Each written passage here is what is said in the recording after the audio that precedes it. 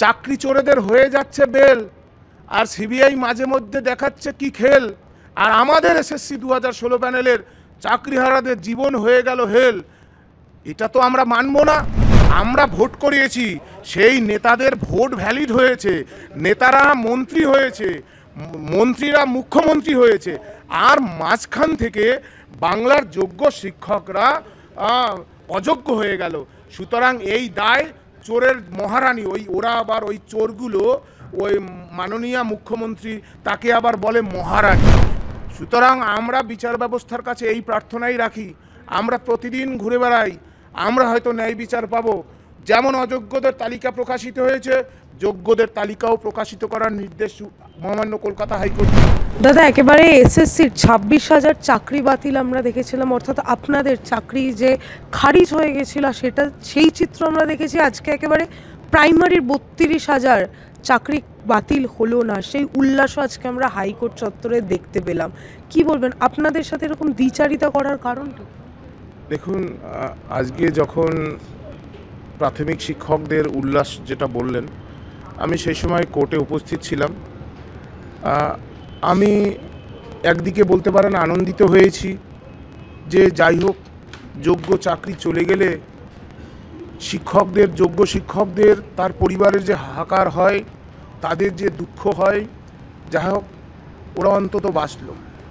কিন্তু আমরা এমন এক অভাগা এসএসসি 2016 প্যানেলের যোগ্য শিক্ষক, শিক্ষিকা এবং শিক্ষাকর্মীরা, আমাদের ক্ষেত্রে মহামান্য কোর্ট মনিটরিং সিবিআই তদন্ত হলো, অথচ আমাদের ক্ষেত্রে টেন্টেড প্রকাশিত হলো। শিক্ষকদের ক্ষেত্রে হয়েছে, শিক্ষাকর্মীদের ক্ষেত্রে হয়েছে। সিবিআই, এসএসসি বোর্ড, রাজ্য সরকার, মহামান্য হাইকোর্টের single bench, division bench, supreme court কোথাও আমাকে বা আমাদের বলতেই পারলো না যে তুমি টেন্টেড। কনক্লুসিভ এভিডেন্স নেই আমার বিরুদ্ধে। আমি র্যাঙ্ক জাম্প করেছি কিনা বলতে পারেনি, আমি আউট অফ প্যানেল হয়েছি কিনা বলতে পারেনি, সাদা খাতা দিয়েছি না ঘুষ দিয়েছি বা কোনো নেতার আমি ঘনিষ্ঠ, কোনো প্রমাণ নেই। সিবিআই আমাকে আজ পর্যন্ত জিজ্ঞাসাবাদ করেনি, আজ পর্যন্ত আমার এই মামলা সংক্রান্ত বিষয়ে আমাকে জেলে নিয়ে যায়নি। অথচ কোর্ট এই প্রাথমিকের নিয়োগের ক্ষেত্রে বলল যে তাদের পরিবার আছে, তাদের বেঁচে থাকার অধিকার চলে যাবে, অনেক কিছু বলল। সেটা আমাদের ক্ষেত্রে হলো না। আমরা দ্বিচারিতা বলবো না, আমরা কোর্টের কাছে এই প্রার্থনাই রাখি, যদি যোগ্য শিক্ষকদের চাকরি ফেরাতে না পারেন, বাবা সাহেব কিন্তু এই আইন রচনা করেনি।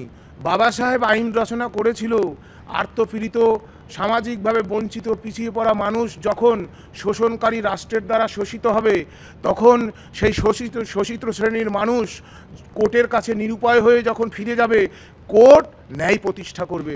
এখনও পর্যন্ত মিথ্যের জয় হয়েছে, সত্য পরাজিত হয়েছে। কোর্টের কর্তব্য, কারণ কোর্ট মনিটরিং সিবিআই তদন্ত হয়েছে। চোরেদের বিরুদ্ধে কি ব্যবস্থা হয়েছে বলতে পারেন?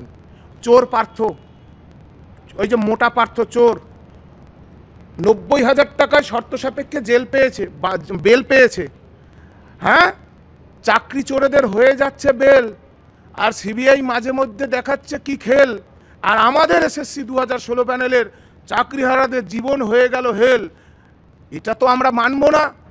সুতরাং আমরা বিচার ব্যবস্থার কাছে এই প্রার্থনাই রাখি, আমরা প্রতিদিন ঘুরে বেড়াই, আমরা হয়তো ন্যায় বিচার পাবো। যেমন অযোগ্যদের তালিকা প্রকাশিত হয়েছে, যোগ্যদের তালিকাও প্রকাশিত করার নির্দেশ মহামান্য কলকাতা হাইকোর্ট দিক, কারণ সুপ্রিম কোর্ট থেকে সমস্ত মামলা ঘুরে এসেছে। এবং আমার বিশ্বাস আগামী 10 দিনের মধ্যে যোগ্য শিক্ষকদের তালিকা দেবেই কোর্ট।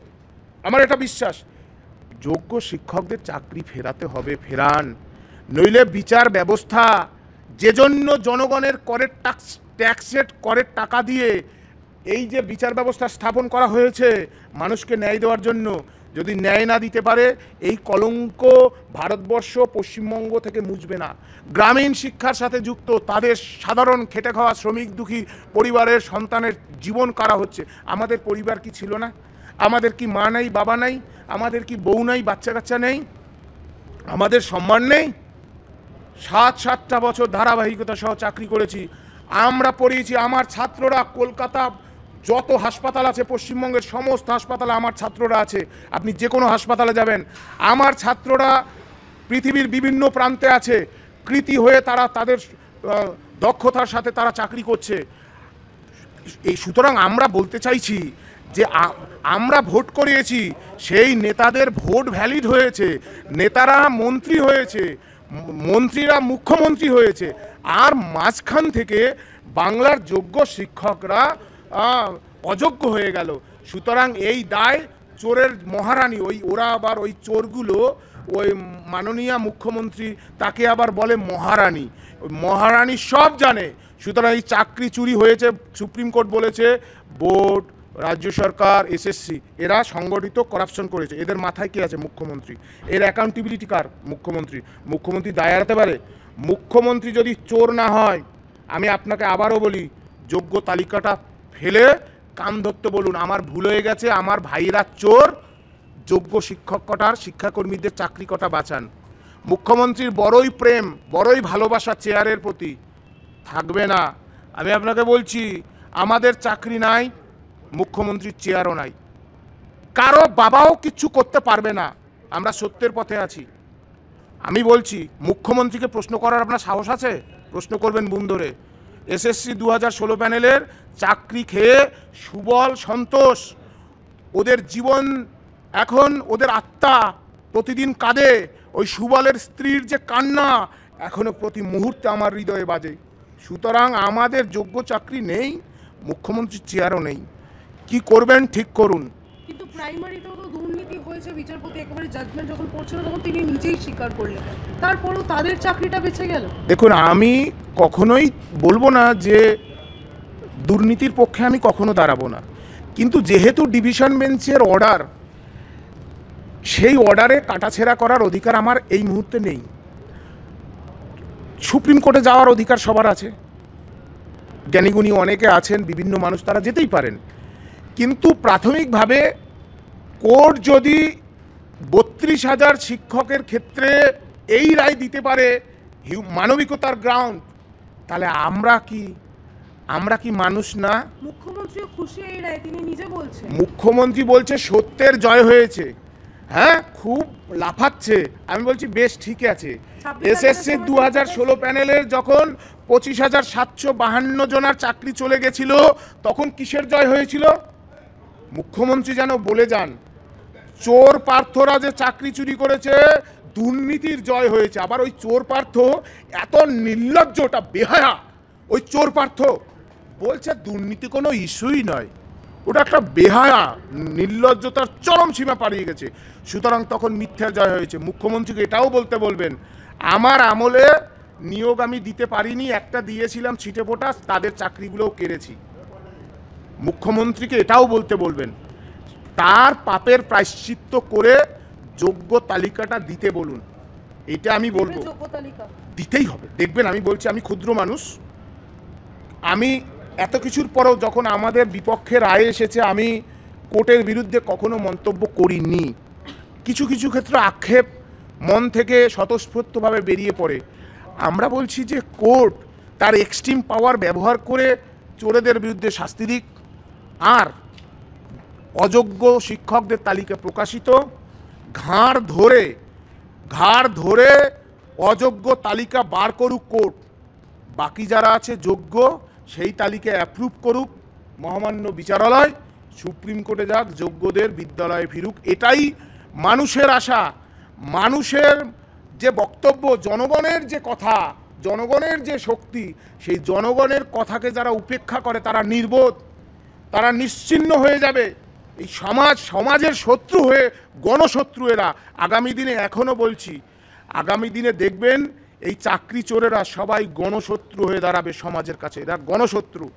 একেবারেই শেষ একটি প্রশ্ন, আজকে আমরা দেখতে পাচ্ছি হাইকোর্ট একেবারে আবেগের বশে বলতে পারে যে চাকরিটা রেখে দিলেন, বহাল রাখলেন, যারা দুর্নীতি করেছে তাদেরও, যারা যোগ্য তাদেরও, তাদের মধ্যে। কিন্তু আজকে কি কোথাও দাঁড়িয়ে মনে হচ্ছে যে শুনানিটা যদি সুপ্রিম কোর্টে না হয়ে হাইকোর্টে নিয়ে আসা হতো, তাহলে আপনাদের চাকরিটা বেঁচে যেত? দেখুন, আবেগ আমাদের ক্ষেত্রে হোক, মহামান্য কোর্টের কাছে আমরা এইটুকুই বলবো, আবেগ শুধু মানে এক ভাইয়ের প্রতি হবে সেটা কাম্য নয়। এই যে অনেকে বলে, আমি বলতে চাই না, এই যে দ্বিচারিতা, এই দ্বিচারিতা যদি হয় যে আমরা নিষ্কলঙ্ক হওয়া সত্ত্বেও আমাদের এই গ্লানি নিয়ে তুমি মশাই টাকা দিয়েছিলে নাকি, তাহলে তোমার তো চাকরি হলো না, ওদের তো বেঁচে গেল। এত দুর্নীতি বলছো, কই ওদের তো চাকরি বেঁচে গেল। এই যে আমাদের যে গ্লানি সহ্য করতে হচ্ছে, কোর্ট যেন আমাদেরকেও মনে করে যে আমাদেরও পরিবার আছে, আমাদেরও সম্মান আছে। দ্বিচারিতা হলে আমরা ধরুন শেষ হয়ে যাব, একটা একটা করে শেষ হয়ে যাব, কিন্তু আমাদের মনে জনগণ, সাধারণ জনগণের মনে বিচার ব্যবস্থার প্রতি বা মনে হবে যেন কারোর ক্ষেত্রে পক্ষপাতিত্ব করছে, কারোর ক্ষেত্রে পক্ষপাতিত্ব করছে না। আমি কিন্তু খুবই খুশি চাকরি ফিরেছে, এর জন্য খুশি। কিন্তু ন্যায় প্রতিষ্ঠার ক্ষেত্রে তাহলে আমাদেরও কিন্তু বেঁচে থাকার অধিকার আছে। আইন আদালত এই দেশ কখনো কারো সেই অধিকার কাটতে পারে না, এটাই শুনে এসেছি, এটাই পড়ে এসেছি। আশা করি যেন ভারতবর্ষের বিচার ব্যবস্থা তারা ন্যায় প্রতিষ্ঠা করবেন, এইটুকুই আমার মনে হয়।